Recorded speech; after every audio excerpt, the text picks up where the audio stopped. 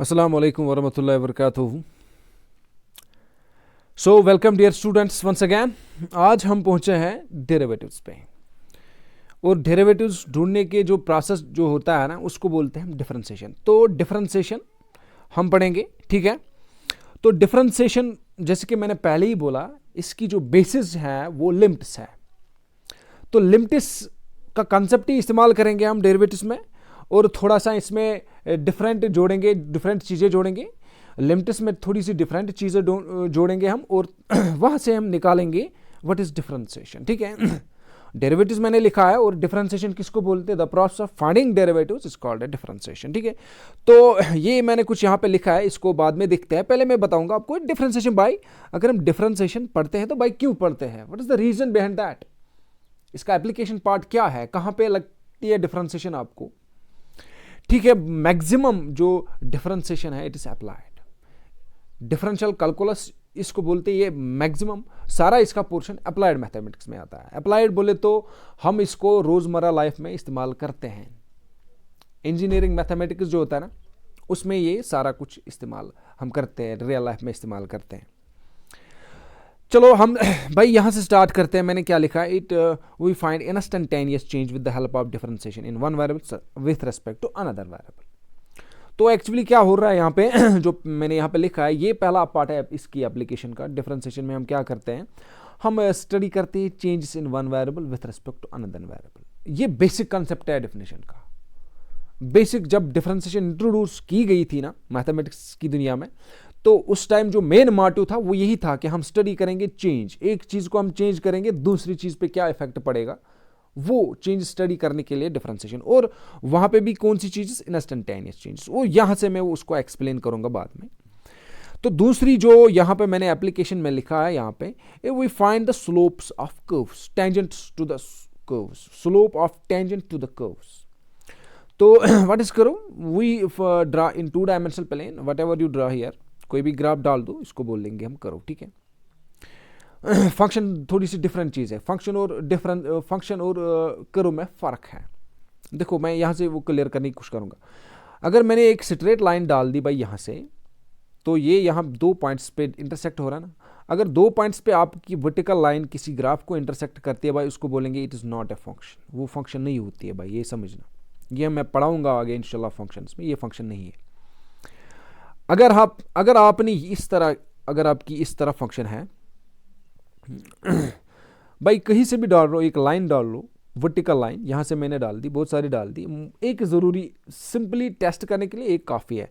देख लो, एक लाइन एक पॉइंट पे इंटरसेक्ट करती है, तब जाके ये कर्व जो है ना, ये फंक्शन रिप्रेजेंट करती है. तो ये मैंने पहले बोल दिया आपको. एक कर्व जो होती है ना, जो आप यहाँ पे ड्रा करते हो ना टू डायमेंशनल प्लेन में, these are called curves. Like, ठीक है, कैसे भी बना लो, ठीक है, दीज आर कॉल्ड कर्व्स. और हर एक कर्व फंक्शन नहीं होगी. और कौन सी कर्व फंक्शन होगी वो मैंने बोला. एक लाइन डाल दो आप भाई, एक वर्टिकल लाइन डाल दो आप, इस तरह डाल दो वर्टिकल लाइन. अगर आपका ग्राफ एक पॉइंट पे इंटरसेक्ट होता है तो such a graph represents a function, ठीक है. तो हमारा जो मसला है वो slope of tangent to the curve. ये बोलता है भाई, ये जो डिफरेंशिएशन है, इससे हम कर्व्स के जो टेंजेंट्स होते हैं उनका स्लोप निकालते हैं. देखो क्या होता है एक्चुअली. अगर आपके पास इस तरह की एक कर्व है, ये फंक्शन भी है, तो यहां पे एक पॉइंट है. अगर इस पॉइंट पे टेंजेंट ड्रा करेंगे, व्हाट इज टेंजेंट? टेंजेंट एक ऐसी लाइन होती है जो इस कर्व को एक पॉइंट पे टच करती है, ठीक है, एक पॉइंट पे टोटल, ठीक है. ये पेन मोटा है एक्चुअली, ये 2-3 पॉइंट्स पे आपको लग रहा हो, लेकिन assume it touch it at a single point. तो ये जो टेंजेंट है, इसकी इंक्लिनेशन क्या होगी, कितने डिग्रीज एंगल सबटेंड करेगा. तो इसका स्लोप उसी तरह, एक्चुअली स्लोप की डेफिनेशन होती है यहां से कितना एंगल सबटेंड करेगा, तो उसका हम tan लगाते हैं. tan ट्रिग्नोमेट्रिक रेशो एक होता है tan, वो लगाते हैं, तो वहां से स्लोप निकलता है. तो ये स्लोप हम स्टडी करते हैं with the help of differentiation, ठीक है. ये एक और पॉइंट हो गया. दूसरा हो गया monotonicity of a function. Monotonicity of a function बोले तो वी चेक द इंक्रीजिंग और डिक्रीजिंग नेचर ऑफ फंक्शन. देखो, अगर आपका ग्राफ इस तरह होगा, देखो ये जरूरी नहीं आप हर एक फंक्शन का ग्राफ नहीं डाल सकते हैं, लेकिन it's a time consuming process. तो अब यहां से देख लो, जितना जितना हम आगे जा रहे हैं हमारा ग्राफ ऊपर जा रहा है ना, ऊपर जा रहा है, तो इसको बोलते हैं इंक्रीजिंग फंक्शन.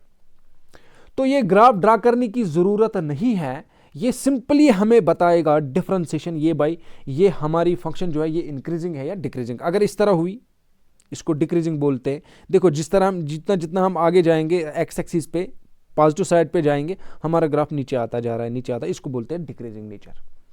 तो इंक्रीजिंग और डिक्रीजिंग नेचर दोनों नेचर अगर हम स्टडी करेंगे तो उनको बोलते हैं, वो इंक्रीजिंग नेचर और डिक्रीजिंग नेचर जो फंक्शन का होगा उसको बोलते हैं मोनोटोनिसिटी। मोनोटोनिसिटी में दोनों आते हैं, वेदर इट इज इंक्रीजिंग और डिक्रीजिंग।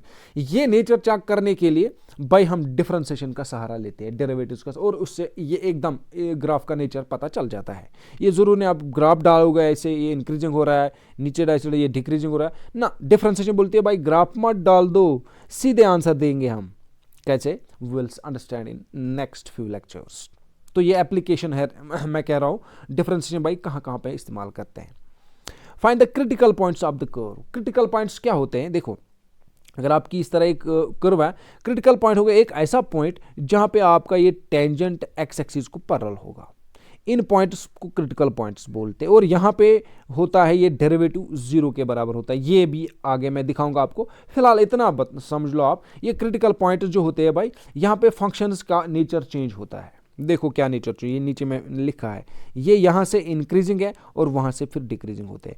क्रिटिकल पॉइंट्स पे अक्सर फंक्शन का नेचर चेंज होगा, ये left side increasing, right side decreasing. ये ज़रूरी नहीं है, ये इस तरह भी हो सकती है फंक्शन। अगर ये क्रिटिकल पॉइंट मान लिया हमने, ये क्योंकि यहाँ पे टेंजेंट पैरेलल होगा एक्स एक्सिस को, तो यहाँ से ये डिक्रीजिंग है, यहाँ से इंक्रीजिंग है। तो इन जनरल ये हमें ये हमें हेल्प करता है डिफरेंशिएशन किस में? क्रिटिकल पॉइंट्स ढूंढने में। क्रिटिकल पॉइंट्स वो पॉइंट्स होते हैं जहाँ पे एक्स एक्सिस, अगर एक्स एक्सिस के पैरेलल होता है टेंजेंट अगर हम ड्रा करेंगे ए से, तो ये एक्स एक्सिस का पैरेलल आएगा और वहाँ पे डेरिवेटिव जीरो होता है। ये हम आगे दिखाएंगे आपको। फिलहाल मैं एप्लीकेशन बनाऊँ, सिंपल सी मोटी मोटी एप्लीकेशन क्या होती है डिफरेंशिएशन की। तो इससे हम क्रिटिकल पॉइंट्स निकालते हैं और क्रिटिकल पॉइंट से क्या पता चलता है भाई फंक्शन लेफ्ट साइड में इंक्रीजिंग है या डिक्रीजिंग है। तो इससे मैक्सिमम मिनिमम वैल्यूज आपके पता चल जाते हैं। Find the maximum minimum value, एक और एप्लीकेशन मैंने यहाँ पे लिखी है maximum minimum values.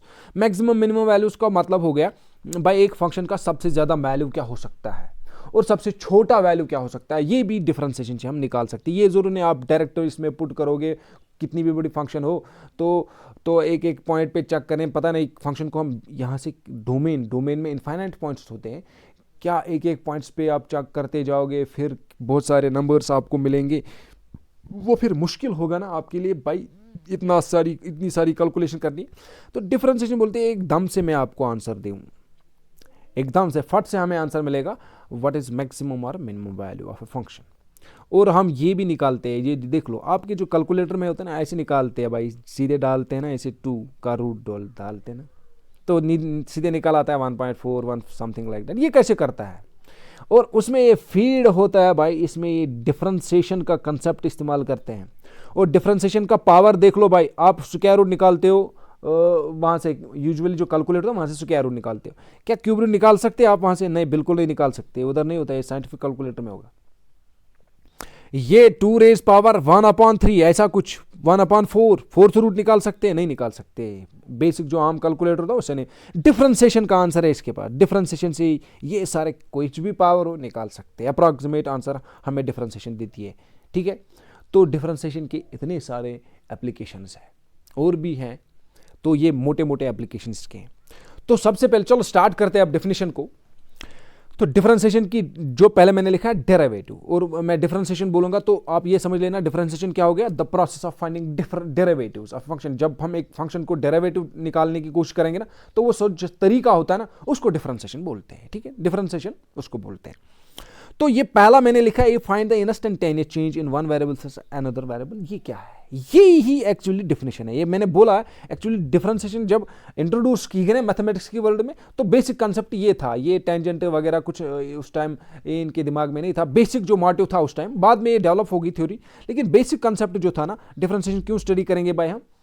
Will study the change in one variable another variable. ये क्या हो गया ये भाई चेंज, लेट्स एक्सप्लेन इट, और उससे आपकी डिफिनेशन एक्सप्लेन हो जाएगी, ठीक है। देख लो भाई, अगर आपके पास कुछ इस तरह की फंक्शन है, f of x is a function like this, you are giving it a value x square, for time being it's x square। तो देख लो डिफरेंशिएशन बोलता है वो study change in one variable. 2 variable होते हैं, एक होता है डिपेंडेंट, एक होता है इंडिपेंडेंट। यहां पे देख लो भाई, आपके पास क्या है, आपके पास खाली एक वेरिएबल नजर आ रहा है ना। कौन सा वेरिएबल नजर आ रहा है? x आ रहा है टोटल। अब बोलेंगे सर y तो है ही नहीं, अब क्या करेंगे? y है ही, तो इस फंक्शन को हम इस तरह लिख सकते हैं, अगर आपके पास F of X is equal to X square है, तो ये मान लो ये आपका जो इनपुट है एक्स है और वहाँ से आउटपुट क्या आ रहा है, एक्स स्क्वायर आ रहा है, ठीक है। तो इसको हम लिखते हैं y is equal to F of X. तो आपका जो डिपेंडेंट वेरिएबल है, डिपेंडेंट वेरिएबल y है, दिस डिपेंडेंट वेरिएबल, और F of X is equal to Y means ये भी फिर डिपेंडेंट वेरिएबल हो गया ना।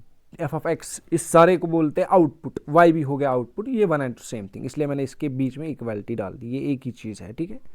Y is equal to F of X, तो आउटपुट क्या आ रहा है, एक्स स्क्वायर। चलो हम देखने की कोशिश करेंगे भाई, ये जो हमारी डेफिनेशन जो है ना डिफरेंशिएशन की, हम कैसे स्टडी करते हैं इससे, change in one variable with respect to another variable, ये क्या होता है, ठीक है।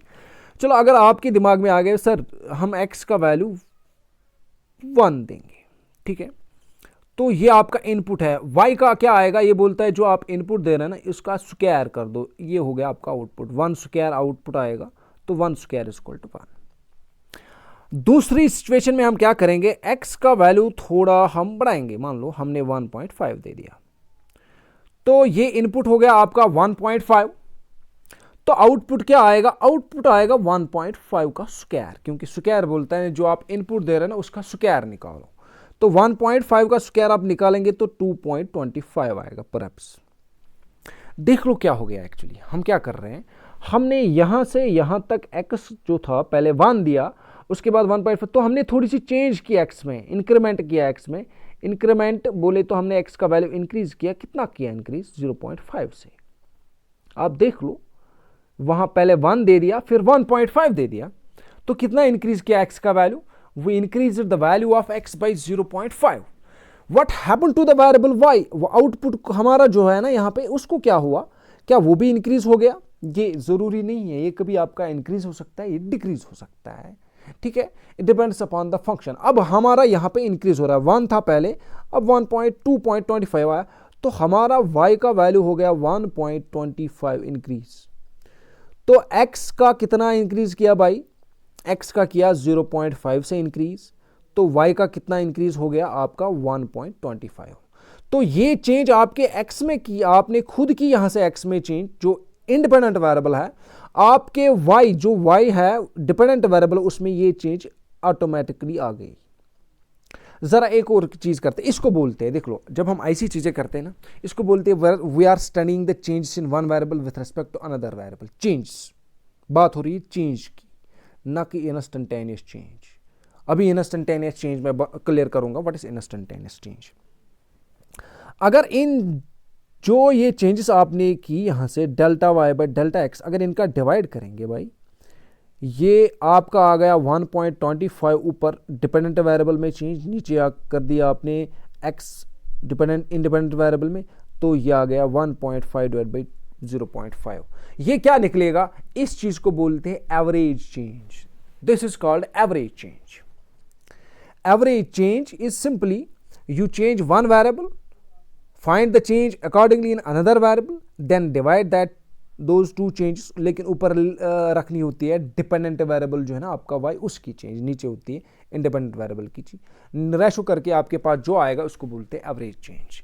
अगर हम इस चेंज को देख लो, एक और चीज हम क्या करेंगे, अब हम क्या करेंगे, अब हम करेंगे 1.6 पे वैल्यू।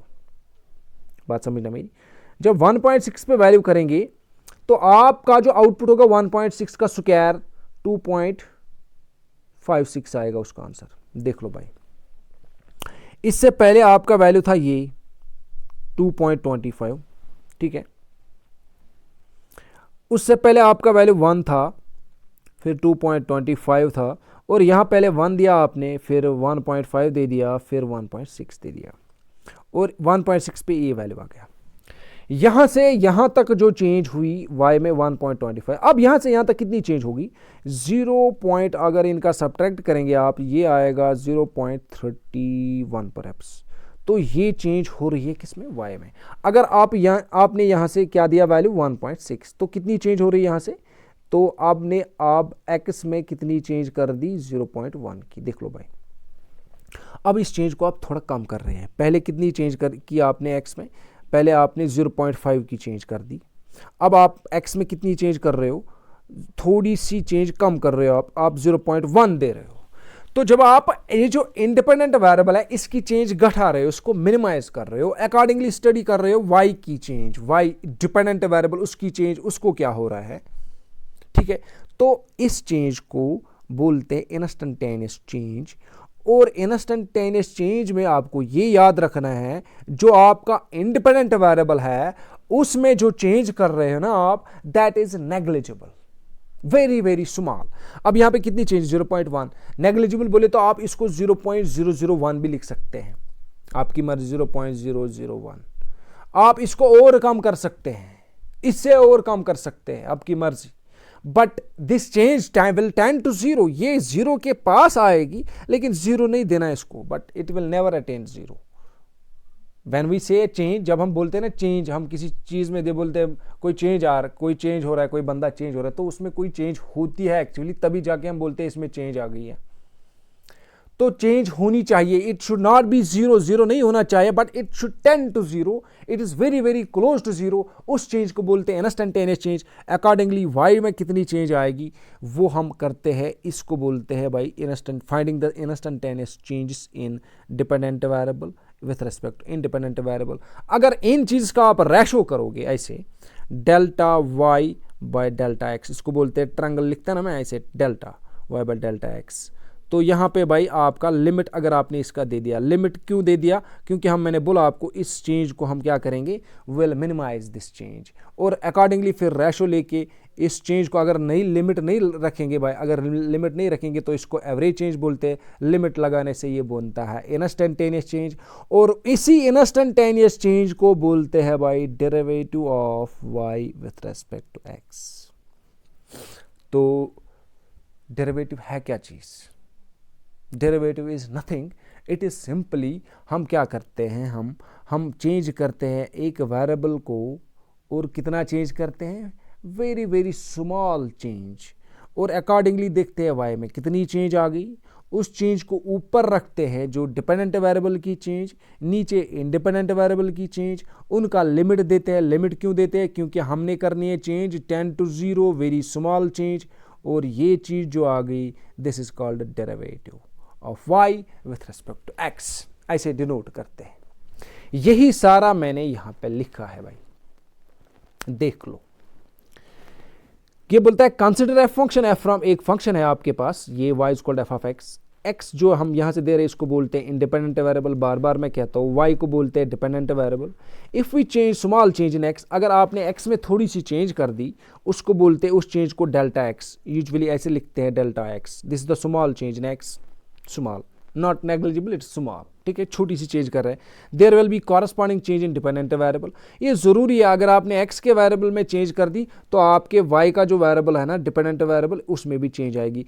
जो चेंज उसमें आएंगी, अगर हम इसको डिनोट करते हैं यहाँ पे डेल्टा वाई से, और अगर इन चेंजेस का आपने रेशो कर दिया, रेशो हो गया डिवाइड कर दिया, delta Y by delta X by, ऐसे कर दिया divide, delta Y by delta X, divide किया ना भाई, तो डिवाइड करने के बाद ये जो आपका नंबर आएगा, क्या आंसर आएगा, उसको बोलते हैं एवरेज चेंज। तो एवरेज चेंज में हम लिमिट्स का कंसेप्ट इस्तेमाल नहीं करते, बात समझना मेरी, ठीक है। लेकिन अगर हमने इस एवरेज चेंज को क्या किया, मिनिमाइज किया, the instantaneous change that is when we let these changes minimize as possible as we can, जितनी आपकी मर्जी उतना आप कम कर दो इस चेंज को भाई, जितनी as possible as you can. यही मैंने लिखा यहाँ पे, that is we let tend, del X tends to zero, del Y tends, obviously जब आप ये जो x की चेंज जो है ना, जब आप x में जो इंक्रीमेंट कर रहे हो ना, उसको कम कर रहे हो, तो y में भी अकॉर्डिंगली वो कम होगा, वो भी टेंड करेगा जीरो को, ठीक है। इनको बोलते हैं इन लिमिटिंग चेंजेस बोलते हैं इनको, हम ये जो चेंज है उनको हम कम कर रहे हैं ना। फिर बाद में क्या करेंगे, the average change so obtain, जो एवरेज चेंज होगी, एवरेज चेंज इसको बोलते हैं delta Y by delta X. Limit लगा के अब यहां से लिमिट देना है इसको, limit delta X tends zero, ये लिमिट निकालने के बाद, लिमिट देने के बाद जो चीज आपके पास बनेगी is called derivative of Y with respect to X and is denoted by, इसको हम बाई कैसे डिनोट करते हैं, we will denote it by D Y by D X. ऐसे ये चीजें आप याद रख लेना, ये कुछ किताबें अक्सर हम ऐसे इस्तेमाल करेंगे, D Y by D X, इसका मतलब हो गया derivative of Y with respect to X. यहां कुछ किताबें ऐसी भी लिखी, वाई होगा आपके पास इसके ऊपर डैश रखेंगे y डैश, ये भी हो गया same derivative of y with respect x। कुछ किताबें ऐसी लिखती है नीचे y1 derivative of y with respect, ये सारी चीज़ें एक ही जैसी है, ठीक है, आपकी मर्जी। अगर आपके पास y फंक्शन होगी ना, y दिया होगा तो y डैश लिखेंगे, एक डेरिवेटिव हो गया y1, ये भी वही चीज़ होगी, dy/dx ये भी वही चीज़ होगी। या अगर आपके पास खाली f(x) हो तो उस टाइम आप क्या करेंगे, उस टाइम f के ऊपर डैश लिखेंगे, एक डैश, तो ये भी सेम। तो ये सारी चीज़ें एक ही है, dy/dx dy डैश, ये भी dy/dx, ये भी होगा dy/dx, ये हो गया dy/dx, ये भी same differentiation of f with respect x को बोलेंगे, differentiation of y with respect x, differentiation of y with respect x, differentiation of y with respect x, ये नोटेशन है। और डेफिनेशन ये आ गई आपके पास, ये वाली dy/dx डिफरेंशिएशन किसके बराबर होगी, इंस्टेंटेनियस चेंज, जो एवरेज चेंज होगी Δy/Δx, उसी को लिमिट देंगे बाय वो निकला डेरिवेटिव आपका। ये चीज़ आपको याद रखनी पड़ेगी। This is the definition. आज के बाद आप क्या बोलोगे, सर व्हाट इज डिफरेंशिएशन, और बाय डिफरेंशिएशन कुछ नहीं है, it is like this thing, Δy/Δx।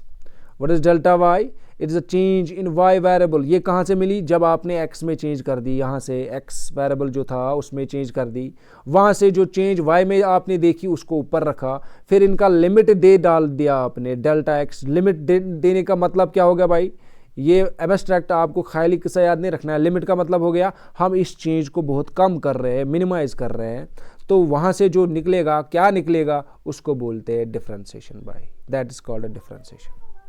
ठीक है, चलो ये हो गया डिफरेंशिएशन का कंसेप्ट। लेकिन डिफरेंशिएशन को मैंने ग्राफिकली यहां से आपको दिखाने की कोशिश की है, ठीक है।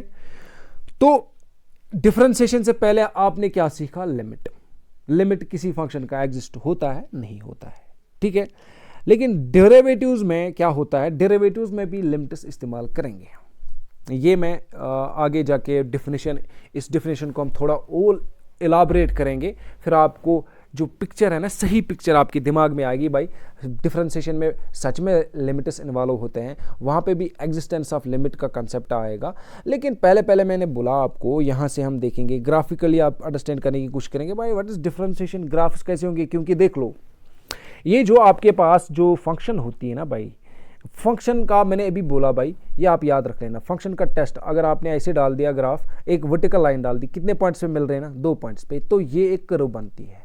इसको हम फंक्शन नहीं बोलेंगे, नॉट फंक्शन, ठीक है, फंक्शन नहीं बोलेंगे। फंक्शन कब बोलेंगे भाई, अगर आपने क्या किया, आप अगर आपकी इस तरह की एक कर्व है, एक पॉइंट ऐसे डाल दिया, एक लाइन ऐसे डाल दी, वर्टिकल लाइन, इसको एक कितने पॉइंट्स पे मिलती है, 1 पॉइंट्स, तो इसको फंक्शन बोलेंगे। तो ये बात आप याद रख लेना, every curve is not a function but every function is a curve. तो हम फंक्शंस की डिफरेंशिएबिलिटी चेक करते हैं। मैंने कुछ ग्राफ्स यहाँ पे दे दिए, देख लो भाई, क्या लगता है भाई, देख लो, इससे एक चीज और आपको क्लियर होगी। ये जो डिफरेंशिएशन होती है ना, डिफरेंशिएशन एक्चुअली लिमिट्स के बाद, एक्चुअली इन्होंने आपके जो सिलेबस में जो पढ़ा रहा हूँ ना मैं, उनने थोड़ी सी गलती कर दी है। एक्चुअली पहले लिमिट्स आता है, फिर कंटिन्यूटी आती है, सीक्वेंस ऐसे कुछ है, उसके बाद डिफरेंशिएबिलिटी आती है। तो भाई इनने क्या किया, इनने यहाँ से सीधे छलांग मार दिया और यहाँ तक आ गए, इसको छोड़ दिया है। तो इन लेम सेंसेस, ज़्यादा मैं डिटेल में नहीं जाऊँगा। कंटिन्यूटी क्या होती है, कंटिन्यूटी जैसे कि आप इसके लफ्ज़ी माने से देखोगे ना, आपकी फंक्शन कभी नहीं रुकेगी। ऐसे अगर आपने एक ग्राफ ऐसे डाल दिया, देख लो कहीं पे आपने कट, या यहाँ पे मैंने छोड़ दिया, यहाँ पे मैंने छोड़ दिया क्योंकि आगे भी फंक्शन है। आप देख लो क्या आपके ग्राफ में कहीं कट है, नहीं, ये कंटिन्यूस फंक्शन है भाई, इसको बोलेंगे आप ये कंटिन्यूस फंक्शन है। अगर मैं ऐसे डाल दूंगा, देख लो, आप बोलेंगे सर आगे आपने नहीं लिया, आगे और कुछ है वहाँ पे, हमारा मान लो हमारा पेज इतना ही है, यहाँ से ऐसे मैंने डाल दिया एक फंक्शन, देख लो ये यहाँ से डाल रहे हैं हम, यहाँ से आगे कहीं पेन, अगर इसको स्केच करने में आपका पेन उठेगा या कहीं पे ब्रेक दिखेगा, इसको बोलेंगे not continuous, but this a continuous function. लेकिन अगर एक चीज़ हम ऐसे लिखेंगे, देख लो भाई, ये जो नीचे ग्राफ है ना, इनसे हम क्लियर करने की कोशिश करेंगे। देख लो भाई, ये वाला आप देख लो, ये इसमें ब्रेक है, यहाँ पे कहाँ पे ब्रेक है, 1 पे, तो ये फंक्शन नॉट कंटिन्यूस, ये कंटिन्यूस नहीं है। और साथ साथ आप ये भी चीज़ याद रखेंगे भाई, इसका लिमिट एग्जिस्ट होगा या नहीं। जब ये कंटिन्यूस ही नहीं है तो लिमिट कहाँ एग्जिस्ट होगा, लिमिट खाक एग्जिस्ट होगा भाई, लिमिट भी एग्जिस्ट नहीं होगा। कहाँ पे, 1 पे इसका लिमिट नहीं एग्जिस्ट होगा, क्योंकि 1 पे इसका ब्रेक आ रहा है। ये फंक्शन देख लो, अगर इसको हम ड्रा करेंगे, कहीं पे पेन उठेगा नहीं, ये कंटिन्यूस है। ज़रा इस वाले को देखते हैं, ये यहाँ पे देख लो, ये भी कंटिन्यूस है, इसका कहीं पे जंप ब्रेक नहीं है। ये देख लो, ये एक और फंक्शन है, बहुत टिपिकल फंक्शन है, ये भी देख लो आप, ये भी कहीं पे आपका इस कहीं पे जंप नहीं है, कंटिन्यू हो रही है, ये कंटिन्यूस है, ये भी continuous, these are all continuous functions. पर यहाँ पे देख लो, यहाँ पे, हाँ देख लो, ये वाले देख लो आप, यहाँ पे ब्रेक है ना ए पे, देख लो, ये इसका अगर आपने ये से ग्राफ डाल दिया, फिर इसको उठाते हो पेन को यहाँ से, फिर एक और चीज़ एक और इसकी ब्रांच ड्रा कर रहे हो, तो जब आपका पेन उठता है ना ड्रा करने में, तो उस टाइम बोलते हैं भाई यहाँ पे जंप है, ये फंक्शन कंटिन्यूस नहीं है, इसको बोलते हैं डिसकंटिन्यूटी। ये बोल रहे हैं, मैंने यहाँ पे नीचे लिखा है डिसकंटिन्यूटी, ये कंटिन्यूस फंक्शन नहीं है, ये भी कंटिन्यूस फंक्शन नहीं है। तो जहाँ पे आपका जंप होगा ग्राफ में, उसको डिसकंटिन्यूस फंक्शन बोलेंगे, और उसका लिमिट भी एग्जिस्ट नहीं होगा एट दैट पॉइंट। यहाँ पे किस पॉइंट पे लिमिट एग्जिस्ट नहीं होगा? ए पे, क्योंकि ए पे जंप आ रहा है। यहाँ पे किस पॉइंट पे जंप आ रहा है? 1 पे, तो ये कंटिन्यूस नहीं है। चलो अब आप आते हैं डिफरेंशिएबिलिटी पे। What is differentiability? जब हम डिफरेंशिएबिलिटी की बात करेंगे ना ग्राफिकली, तो ग्राफिकली डिफरेंशिएबिलिटी का मतलब हो गया स्मूथ करो। नॉन डिफरेंशिएबिलिटी का मतलब हो गया sharp edge, existence of a vertical tangent, jumps और ब्रेक्स। ये बोलता है अगर आपके ग्राफ में कहीं जंप है या ब्रेक है या वर्टिकल टेंजेंट होगा, ऐसे वर्टिकली टेंजेंट आप डाल सकते हो उस ग्राफ का, या शार्प एज होगी, वो मैं बताऊंगा शार्प एज कैसे होती है। तो अगर ऐसी चीज़ें आपके फंक्शन में है, आपके कर्व में है, जो आपके ग्राफ है उसमें है, तो वो फंक्शन, वो जो रिप्रेजेंट करेगी ना फंक्शन, वो डिफरेंशिएबल नहीं होगी उस पॉइंट पे जहाँ पे जंप होगा, जहाँ पे शार्प एज होगी, जहाँ पे वर्टिकल टेंजेंट एग्जिस्ट होगा। चलो एक चीज़ करते हैं, देखो पहले स्मूथ जाने की कोशिश करेंगे। देख लो, अगर आप इस कर्व को देखोगे ना, ये इसको बोलते हैं स्मूथ कर्व, बात समझना मेरी, इसको बोलते हैं स्मूथ कर्व, ठीक है। यहां पे कहीं पे शार्प एज नहीं है। अगर मैंने इसी ग्राफ को ऐसे ड्रा किया, ऐसे ड्रा किया, फिर मैंने क्या किया, फिर मैंने इसको ऐसे डाल दिया, ये देख लो, यहां से एक अचानक सी इसकी टर्न आती है, शार्प एज। ये देख लो, ऐसे किया था मैंने, ऐसे ठीक है, ये ठीक है, अभी तक स्मूथ है, फिर मैंने सीधे नीचे स्ट्रेट लाइन बना दी ऐसे, तो इसको बोलते हैं शार्प एज। तो यहां पे जो शार्प एज होती है ना कर्व की, फंक्शन की, तो उस पॉइंट पे ये फंक्शन डिफरेंशिएबल नहीं होती है। तो इन जनरल इसको बोलते हैं ये डिफरेंशिएबल नहीं है, ये भी डिफरेंशिएबल नहीं है, ये डिफरेंशिएबल है। अब देख लो, यहां से देख लो, मैंने कुछ ग्राफ्स दिए, ये भाई ये तो होगी, ये कंटिन्यूस है ही नहीं, तो जब कंटिन्यूस नहीं तो डिफरेंशिएबल भी नहीं होगी। अब देख लो, यहां से मैं कर रहा हूं, लेकिन यहां से देख लो आप, ये शार्प टर्न है यहाँ पे, ये बेचारी फंक्शन अभी तक मजे से आ रही थी, फिर अचानक यहां से शार्प हो गई, ठीक है। इसका कर्वेचर यहीं भी खत्म हो गया, इसने शार्प एज ले ली यहां से, तो इस पॉइंट पे ये डिफरेंशिएबल नहीं है। तो यहां पे आप देख लेना, ये जो 1 है ना इसके नीचे, इस पॉइंट पे इसका शार्प एज है, तो ये भी डिफरेंशिएबल नहीं है एट 1।